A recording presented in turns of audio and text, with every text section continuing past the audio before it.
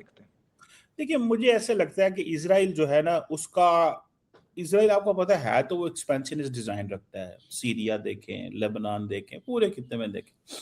और मुझे ये लगता है कि इज़राइल का ये जो लार्जर मसला लेबनान में है ना, वो हिज़्बुल्लाह है।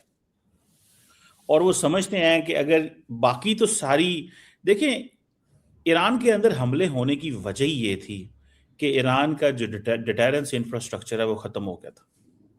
जो बाहर पड़ा हुआ था, सीरिया खो गया, हमास, हिजबुल्लाह सब खत्म हो गया, वो तीस उतने कमजोर हैं, वो आए नहीं। अब वो समझते हैं कि ठीक है यार, इनको अंदर आना, अब अंदर आके इनको मारते हैं ईरानियों को। और ये बाहर एक चीज रह गई थी हम हिजबुल्लाह की, तो हिजबुल्लाह को वो खत्म करना चाहते हैं, ठीक है, लेकिन वो अभी साइलेंट है। ये क्योंकि ईरान मान नहीं रहा था, वो कह रहा था पहले सीज फायर करो, उसके ऊपर तो तब हम आगे चलेंगे। तो मुझे लगता है कि अगर ये डील हो भी गई तो तब भी इजराइल जो है लेटर ऑन वहां पे हिजबुल्लाह के ऊपर हमले करता रहेगा।